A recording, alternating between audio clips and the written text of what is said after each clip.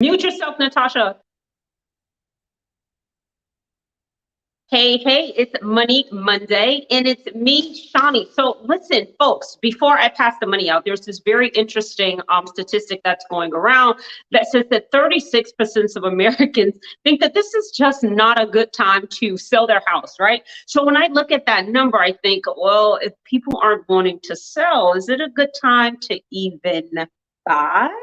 All right, so that's the question we're going to be answering today. We have Jeff with us today. He is a top producing realtor with Kai's, and he has been selling tons of property amid the pandemic. So I figured that if we were going to talk about some of these statistics that are circulating, that it would be very good to have that conversation with someone that is actually pushing the needle in the market. Okay.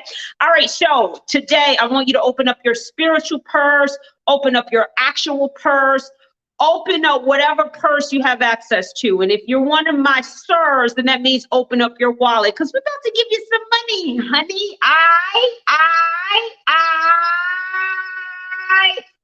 All right, so I hope that you feel richer after tuning into this edition. I hope that for sure you gain some information on whether or not if it's a good time for you to purchase a property or nah. Okay. All right, let's get Jeffy on the screen. What's up, Jeff? It's Money Monday. Hey, thanks for having me. Did you get some of that money? Did you get some of that money? You didn't get any. I got some of the money. Yes, I got some of the money.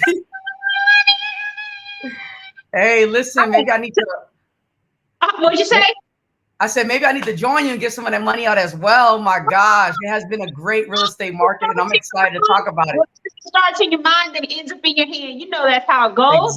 Exactly. So looking at some of these stats, and every time I look at a statistic, I always like to bring the market home, right? In terms of people that are actually managing the market, selling properties, working with actual clients specifically in the Miami market, just to kind of open up some of the language. So, Jeff, what are you experiencing in the market as it relates to like social distancing? Are people wanting to have other people in their homes to kind of look inside of the house? Or people kind of like, I really don't want people peopling in my house? What are you kind of seeing going on? I would say originally, like in March, during that time, it was definitely a scare. I remember having a listing that was probably one of the highest listings that I had at the moment, which was like a 1.9 listing. And the seller actually froze all the showings. And then later on, she says, hey, I'm determined to sell the home. And I think what we need to do is put some precautions in prior to getting people into the house. So what I'm seeing right now is as people are taking their shots, people are either had COVID or they're going through COVID or they're understanding it a little bit more. People are not so panicky in regards to having people inside their homes. But one thing that we're definitely doing, Shawnee, is we're definitely taking precautions. We're talking to sellers about what's happening as we're doing the showings around COVID time. We're informing the buyers, the realtors. We're making sure that anyone that comes into a home has on their mask. We're wiping down with Lysol. We're even doing the extra mile, and that's definitely ensuring that people that are walking in are using booties, using gloves. We're trying to open the doors as far as pantries, closets, bedroom doors, bathroom doors in advance, so people aren't really touching things. But what I can definitely say is while a lot of people are getting their shots right now, I feel that we are more inclined to going back to what we would call the norm. And I think that's what I'm feeling right now, is that people are acting a little bit different than they were this time last year. Okay. All right. Okay. So are you finding that buyers have less competition because of some of this fear? Or you're finding that in our market, specifically in Miami, people are like, listen, I'm putting on my mask, I'm getting in this house, I'm about to put in this offer. What are you seeing in terms of competition? Great question. And what's happening now is the market is definitely crazy right now. And what we like to say is that this is just a historic time. Who would have known a pandemic would have taken place? We would have went on all lockdown and sales would have gone up. As far as myself and maybe a lot of other realtors that are out there, I think this has been one of the best real estate careers or their years ever. Wow. What's happening right now with the buyers is that they are doing exactly what they need to do, because they're understanding now, especially when they're talking to their friends, that houses that are on the market are going pending, under contract in an hour, 2 hours, or even 2-3 days later. So they're definitely doing what they're needing to do to ensure that their offers are getting presented. Okay, so for sure, you would say that despite the pandemic, people are still putting their money where their mouth is. They're still getting in this market to take these homes out of the marketplace. That's what you're actually seeing. It's funny how the real estate market is going. So let's say, for example, when we went into the pandemic, everyone was like, hey, I'm going to wait a little bit. The market's going to crash. Restaurants are shutting down. Stores are shutting down. This is definitely a market that I'm going to wait until the houses that are $500,000 go on the market or go on sale for $200,000, $300,000, and I'm going to get a deal. But what happened was the market actually went the opposite way. I can recall listing a property and selling it for 580. And at this same time, in the same community next door to this particular client, the home is selling for 749. So what's happening right now is that this market, and due to a lot of factors, which I know we'll get into, interest rates definitely being one of them, and the demand for real estate is definitely seeing that you're putting pretty much exactly what you said, your mouth where your money is, because what's happening is your one house is like pretty much for like 5 to 10 people, because you're easily seeing 10, 20, 30 offers on homes. And guess what? People are buying houses sight unseen. What do you think is driving this craze? I know for specifically here in South Florida, we just have a lot of people moving here. You know, thousands of people are moving here every week from New York, from New Jersey, you know, from the Caribbean. They're moving here just because what their tax situation is locally. So they're finding this to be a better place, you know, because of the heat. I mean, but I wouldn't think that that would be driving the market in terms of pricing so much. So, but think about the people that are coming here. It's the people from New York. It's the people from California. It's the people that are saying, yeah, I need to move my money due to the tax change that recently took place. But also the COVID pandemic had a lot of states shut down. So for our people that live here now, what you guys see here, for example, let's say we went into lockdown in March. By June, July, we were almost going back to the norm. Guess what? Other states are still on lockdown. I recall going to Colorado just about 2 months ago, and restaurants were closing at 10 o'clock. They weren't allowed to sell alcohol after 11 o'clock. There were limited staff. The restaurants were empty. The streets were just bare empty. So what's happening is a lot of states are still on lockdown, causing a lot of people to say, hey, I can't stay behind these four walls anymore. I need to go somewhere that's active. And Miami's where people are coming, and Florida's where it's happening.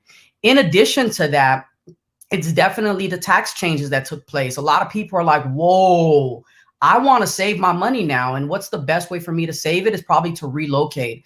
I'm noticing a lot of 1031 exchanges that are happening. So a lot of people that own investment properties in the one state, New York, they're bringing the money down here because they're saying, hey, can I put this money in a property that I can possibly rent out or even do Airbnb? So that's what's definitely happening. That's driving the market. Low interest rates are definitely driving the market.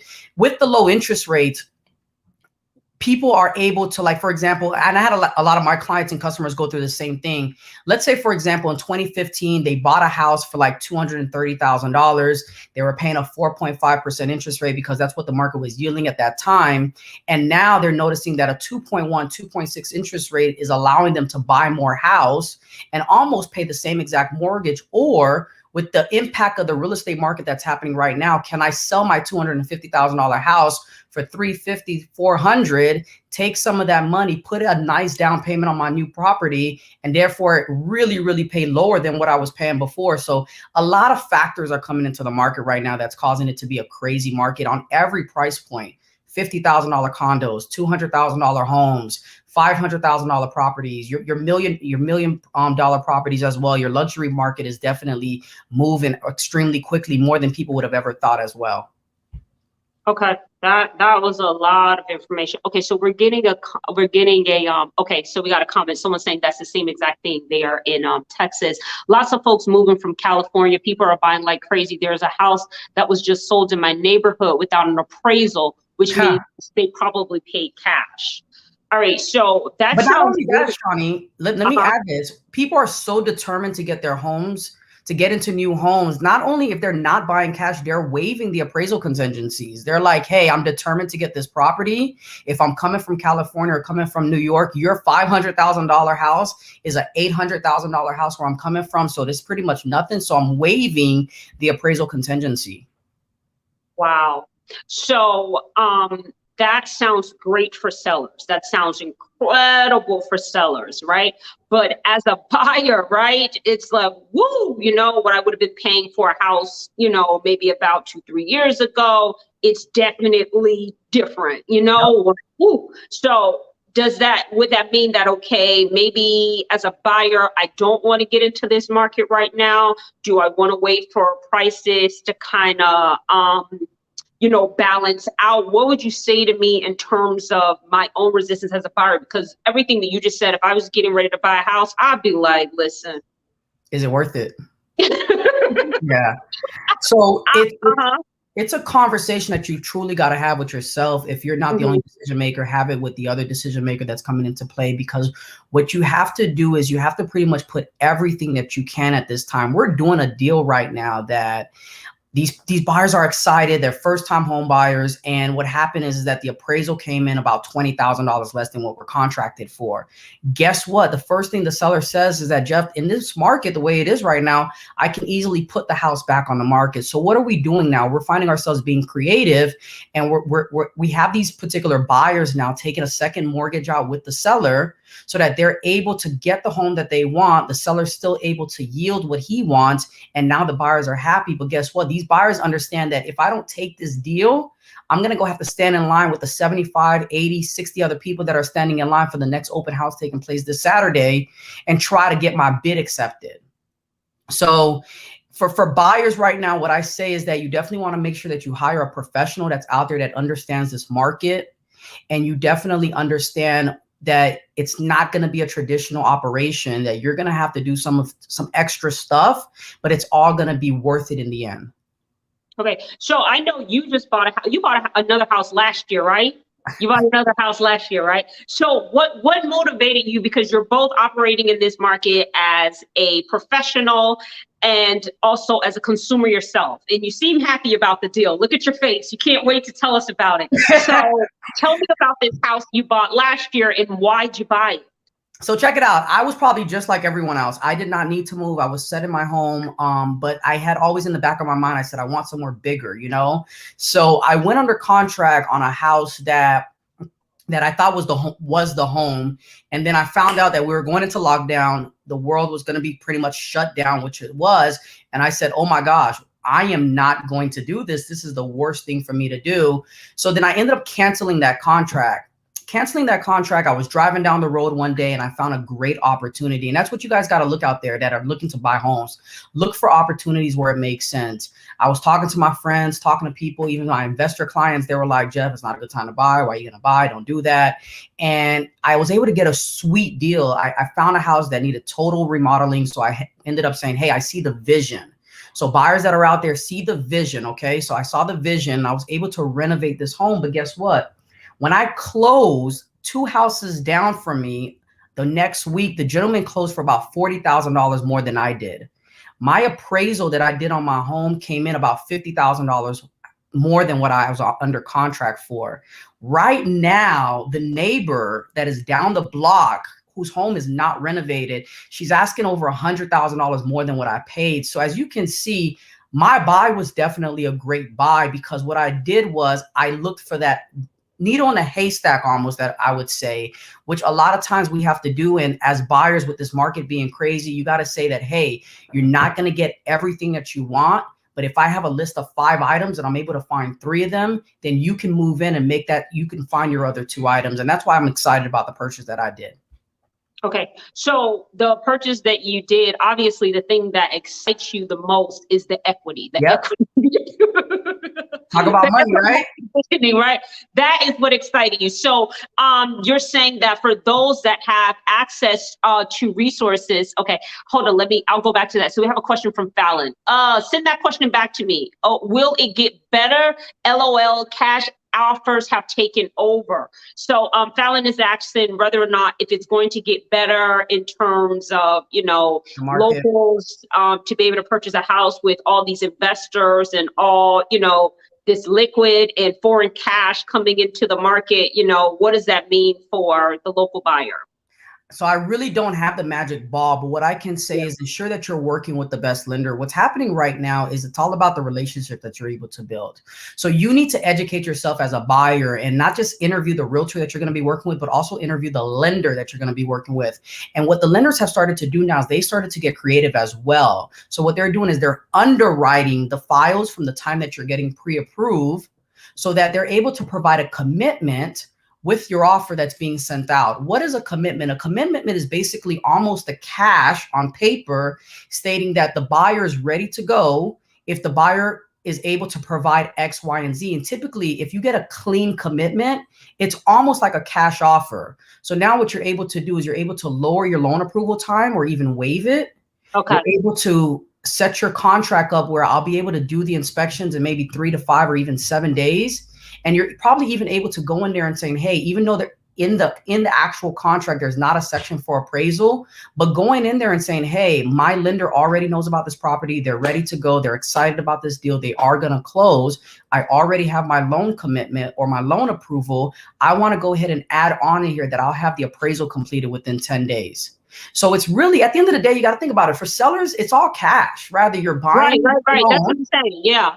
Mm-hmm. Yeah, Right. it's all cash, at the end of the day, depending on how the deal is being presented. Because if you're thinking about a seller, what you said was huge. It was very strategic, and I really appreciate you sharing that. So essentially, cash is cash. You understand what I'm saying? Cash is cash. So if you are connected to a lender that can present your offer, could present a commitment letter, then you're on par with someone who's doing cash, because cash is cash, because you're saying, hey, we've already taken care of everything. Cash is cash. Okay.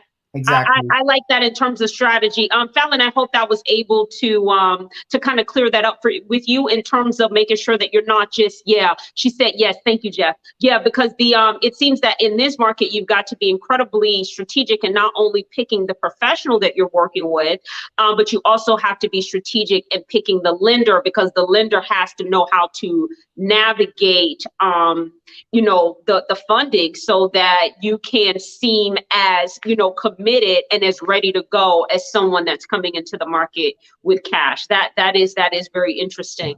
Okay, so even when it comes to now, how does the waiving of the appraisal work with FHA? Like, I don't predict that would be happening. Is that only happening with conventional loans? Are you able to waive your appraisals on FHAs? Because I haven't seen that. You're able to waive your appraisal contingency with any type of loan out there. But yeah, I would say mostly conventional buyers are the ones doing it than our VAs or our FHA buyers, because of the fact is that sometimes the conventional buyers sometimes do have the liquid that, hey, if there is a pickle situation here, that they're able to basically swim their way out of it, versus our first time home buyers who don't really have that opportunity. So then it comes into really understanding the market and really being strategic once again with putting your offer out there. But one thing that an FHA buyer can definitely do is you can definitely come in and say, hey, I'm going to waive inspections. All I want to do is just my insurance inspection, which would be my 4.1, my wind mitigation, or you're going in with a tighter inspection period. It's not the 15 days, the 20 days, or the 10 days. You're going in with the 3 or 5 days. And what you're doing is you're pretty much getting that home inspector on call and saying, hey, I'm putting an offer on a property. If this offer is accepted, this house is located in Hollywood or wherever it's located, will you be able to come out within the next 24 hours? And you would think, from the buyer's perspective, not from the seller's perspective, not from the realtor perspective, the reason why you would think that would be something that one should implement is because you're thinking that the person would be able to recover the perceived loss that they might get in an appraisal. So say, for instance, I go and I'm going to purchase this particular property. I waive the appraisal on it because I really want to get into this market. Are you saying that I will be able to regain my positioning because the values of homes are going up? Is that why that would be a sound thing to do? I don't really know if the values are going to go up. I think just like probably everyone else, we probably want to see the market.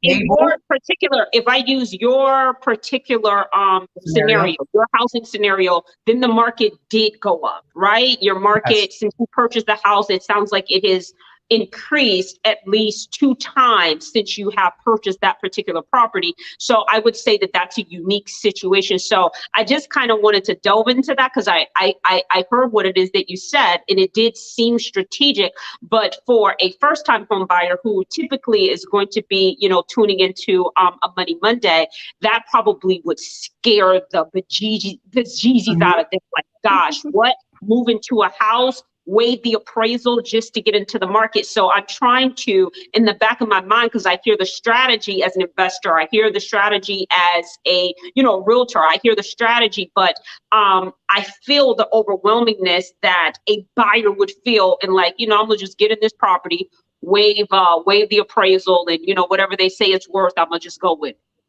And that's where we have to basically not become emotional. So now the home buying process kind of has to be something that makes sense. What happens is we become extremely emotional with wanting to get into a home, and sometimes we move a little bit too quick. Yeah. But what we have to do is we have to say, hey, does this make an economic sense for me right now? And be prepared. What about if the market does make a shift? So what I do is I continue to educate our buyers that we're working with. We continue to review the comparables. We continue to have the conversations of, hey, what if this home doesn't appraise? What is your plan B? What are you prepared to do? For first-time home buyers, they're definitely, yes, they're probably the first people that are out there that are throwing in the towel because they're like, this market is just crazy right now. But that's where it comes in, and it comes in actually thinking outside the box. And when I say that, I mean looking at homes that have been on the market extremely long time. Having your realtor go out and look at homes that were once on the market and maybe they've taken them off the market because who knows why. Or maybe it's even getting your offer accepted and saying, hey, Mr. Seller, whenever you want to close, I'm open to that. Or if you guys want to close and rent the house back from me, I'm in a rental right now, which doesn't end 4 or 5 months from now, and I'm willing to make it work for you. So sometimes that's also another caveat to sellers. There are some people out there that are waiving the appraisal, but there's also some people out there that are working it out for the sellers, because at the end of the day, these sellers need to buy as well. So, and if their home is a higher priced home and they're looking to downsize, they understand the market. They understand that, hey, they have to get back into that craziness. So maybe if a buyer's coming in and saying, hey, I can do a 60-day, a 90-day closing instead of your traditional 30-day, they're more probably saying, hey, I'd rather take this offer because these people are willing to work with me. Okay. So what I'm gathering from you, if I was in the positioning of looking for a home, Cache has a question. I like that. Rent the home back from the buyer. I don't think that's what he said. I don't think that's what he said, Cache. Send me that question back, Natasha, from Cache. I like that. Rent the home back from the buyer. I don't think that's what he said, Cache. Can you clarify that? Because that's what she gained from what it is that you were saying. So sometimes a lease back is an option as well, but sometimes a longer closing works in your benefit also. So let's say, for example, typically if you went under contract today's April 26th. Hold on, wait, because we're doubling up on the concept. So let's go to the first one first. So we're talking about the lease back, lease back the property, buy the property and lease it back to the owner, right? So are you seeing that happen here? She says she corrected herself from the seller. So that's exactly. No, we got what you're saying. We got you, Cache. Yeah. So that's definitely something that you can do as well. And I've noticed that happen too, because what's happening is the sellers that need to sell, they need to buy another property. Sometimes they're relocating to other states. A lot of sellers I've noticed that have been selling here in the Miami Broward area, they're moving to Palm Beach, they're moving to Port St. Lucie, they're moving to Ocala. So what you're able to do, sometimes they're buying new construction as well. And what you're able to do is to say, hey, if we go ahead and close, let's say, for example, May 31st, you can go ahead and you can rent the home back from me until June or July, because I'm in my rental right now and my rental doesn't expire until August or September. So like that, you can get that money in your account. Therefore, when you go and buy another property, Mr. or Mrs. Seller, you're now buying as a cash buyer as well. And your purchase does not need to be something that's contingent. Got it.